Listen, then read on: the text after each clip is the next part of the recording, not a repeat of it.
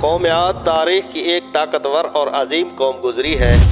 ان کی طرف ہود علیہ السلام مبعوث کیے گئے تھے، لیکن قوم عاد نے ان کا انکار کیا اور اللہ نے ان پر عذاب نازل کر کے انہیں تباہ و برباد کر ڈالا۔ قوم عاد ارم نام کی بستی کے رہنے والے تھے، اس لیے انہیں عاد ارم بھی کہا جاتا تھا۔ یہ علاقہ عدن کے گرد و نواح میں آباد تھا۔ اللہ تعالیٰ نے اس قوم کو غیر معمولی قد و قامت اور قوت عطا فرمائی تھی۔ ان میں ہر شخص کا قد کم از کم 12 گز ہوتا تھا۔ طاقت کا یہ حال تھا کہ بڑے سے بڑا پتھر جس کو کوئی آدمی مل کر بھی نہ اٹھا سکے، ان کا ایک آدمی ایک ہاتھ سے اٹھا کر پھینک دیتا تھا۔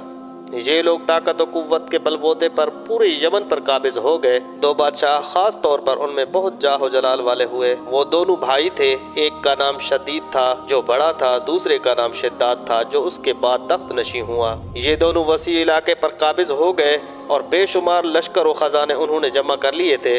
شداد نے اپنے بھائی شدید کے بعد سلطنت کی رونق و کمال کو عروج تک پہنچایا۔ دنیا کے کئی بادشاہ اس کے باج گزار تھے۔ اس دور میں کسی بادشاہ میں اتنی جرأت و طاقت نہ تھی کہ وہ اس کا مقابلہ کر سکے۔ اس تسلط اور غلبہ نے اس کو اتنا مغرور و متکبر کر دیا کہ اس نے خدائی کا دعویٰ کر دیا۔ اس وقت کے علماء جو سابق انبیاء کے علوم کے وارث تھے اسے سمجھایا اور اللہ کے عذاب سے ڈرایا تو وہ کہنے لگا، جو حکومت و دولت اور عزت اس کو اب حاصل ہے، اس سے زیادہ اللہ تعالیٰ کی عبادت کرنے سے کیا حاصل ہوگا؟ جو کوئی کسی کی خدمت و اطاعت کرتا ہے یا تو عزت و منصب کی ترقی کے لیے کرتا ہے یا دولت کے لیے کرتا ہے۔ مجھے تو یہ سب کچھ حاصل ہے، مجھے کیا ضرورت ہے کہ میں کسی کی عبادت کروں؟ سمجھانے والوں نے یہ بھی کہا کہ یہ حکومت و دولت ایک فانی چیز ہے، جبکہ اللہ کی اطاعت میں اخری نجات اور جنت کا حصول ہے جو دنیا کی ہر دولت سے بہتر اور زیادہ قیمتی ہے۔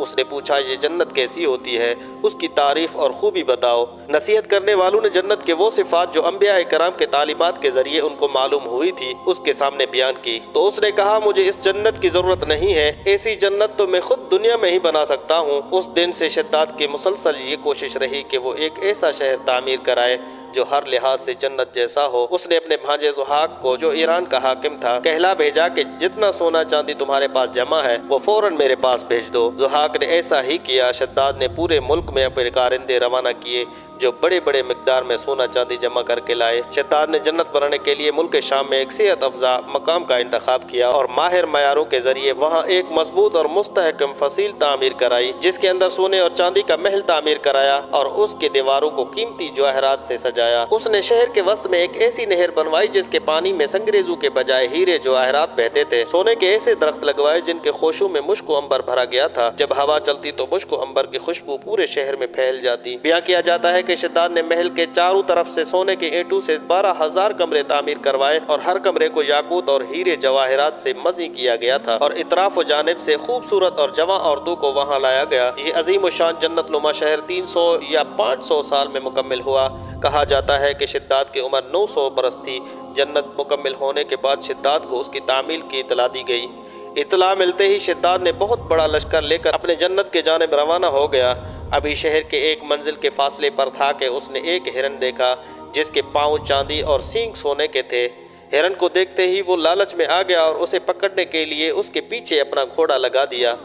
بھاگتے بھاگتے وہ اپنے لشکر سے جدا ہو گیا۔ اس نے شداد کو پکار کر کہا، شداد، تو نے عالیشان محل تعمیر کر کے یہ سمجھ لیا ہے کہ اب تو موت کے پنجے سے بھی آزاد ہو چکا ہے؟ یہ سن کر شداد کا رو رو کانپنے لگا اور اس نے پوچھا کہ کون ہو تم؟ تو اس نے جواب دیا، میں ملک الموت ہوں۔ شداد نے کہا، اس وقت تمہیں مجھ سے کیا کام ہے اور میری راہ میں کیوں روڑے اٹکا رہے ہو؟ ملک الموت نے کہا، میں صحرا میں تمہاری روح قبض کرنے آیا ہوں۔ شداد نے کہا، مجھے کم از کم اتنی مہلت دے دو کہ میں اپنی بنائی ہوئی جنت اپنی آنکھوں سے دیکھ سکوں۔ ملک الموت نے اجازت نہ دی، چنانچہ شداد گھوڑے سے گرا اور مر گیا اور اس کے لشکر نے ایک آسمانی چنگھاڑ سنی تو پورے کا پورا لشکر آن و واحد ختم ہو گیا اور جنت جانے کے بجائے ملک عدم پہنچ گیا۔